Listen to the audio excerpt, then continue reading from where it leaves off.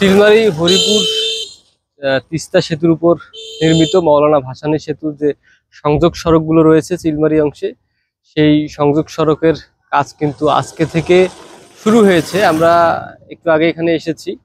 এই মুহূর্তে আছি হচ্ছে দুই থানার মোড় এলাকায়।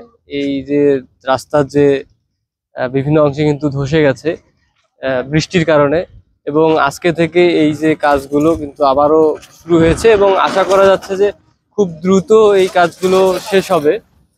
কারণ এই কাজগুলো না হওয়াতে কিন্তু ভোগান্তি অনেকটাই বেড়েছে। এই যে খোয়া এখানে রাখা হয়েছে, আর সেই সাথে কিন্তু আমার ঠিক পিছনে যে সেখানে কিন্তু এই কাজগুলো চলছে, তারা রাস্তার উপর খোয়া রেখে সেগুলো কিন্তু ডলাডলি করতেছে, যে রোলার মেশিন রয়েছে সেটা দিয়ে।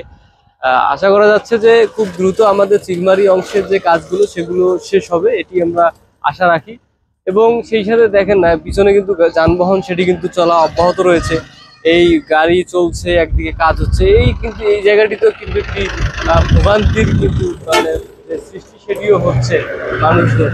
সেই সাথে কিন্তু ধুলাবালির যে বিষয়টি সেটিও কিন্তু রয়েছে, শুধুমাত্র এই সংযোগ সড়কের যে কাজগুলো সেগুলো না হয়। আজকে যে দুই থানার মোড় থেকে, অর্থাৎ কলেজ মোড় চিলমারী যে সড়কটি রয়েছে, সেই সড়কের বিভিন্ন অংশে কিন্তু মানে কাজ শুরু হয়েছে।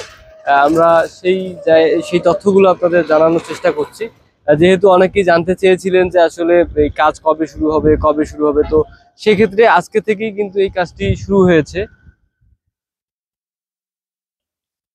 সেই সাথে কিন্তু আরেকটি যে বিষয়টি বলবো, যে এখানকার যে দায়িত্বরত যে কর্মকর্তারা রয়েছেন, তারা কিন্তু খুব দ্রুত কাজ শেষ করবার যে বিষয়টি সেটি কিন্তু জানিয়েছেন, যে খুব দ্রুত এই যে সংযোগ সড়কের কাজ যেটি বাকি রয়েছে চিলমারী অংশে, সেই কাজগুলো কিন্তু শেষ হবে।